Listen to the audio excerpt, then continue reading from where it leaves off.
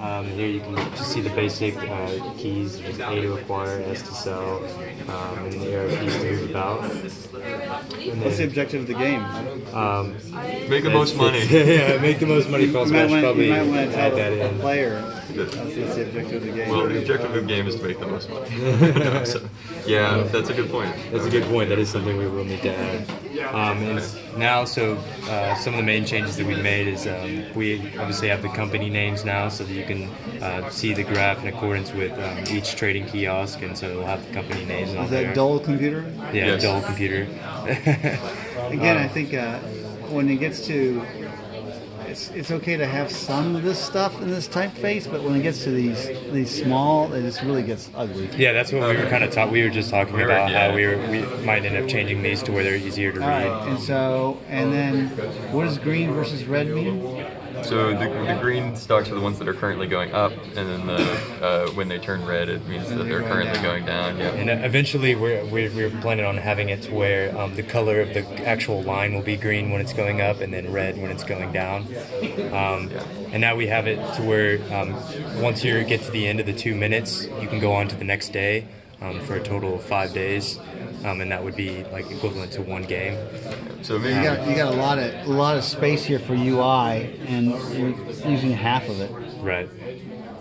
One of the things we're thinking on doing, is that maybe we might shift this up and towards the bottom have a section that in between rounds you can buy we're kind of debating on whether we're going to do you can buy gold, some sort of more set commodity, or you can invest it in a bond that will last a certain amount of rounds, and then once it matures at the end of a certain amount of rounds, you'll get the money back. yeah, that's part of the reason why we're leaving that space. And so we're eventually we're thinking about having a section like that. That way you'll have assets that are growing at kind of aside as you're not playing, during the rounds. And see, here, click to it. Let's actually run around and buy some stuff real quick before we move to the next day. That way we can show off how the stuff transitions to the next day. So just go ahead and let's buy it. Can we buy some while it's in between the days? Yeah. Okay. So, but still you can buy. So we have 3 shares in this company now, so that'll transition to the next day. And also the starting prices are going to be the same as the prices they ended at.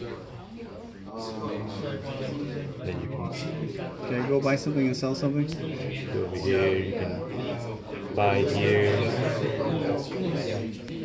Pressing A. Sell those shares.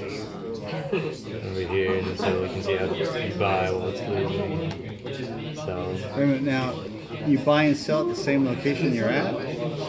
Yeah. So if you say if you wanted to this company, if you wanted to buy from here, you would press A while you're at here, and if you want to sell this company, then you would be sell while you're at that company. And so anytime You have to be at the company. right. Yeah, so you have to run around and Yeah, so that's kind of the point, is that if you're going to be buying this company, you have to buy it here and then sell it here. So what's the fun of running around? What's the fun of going between them?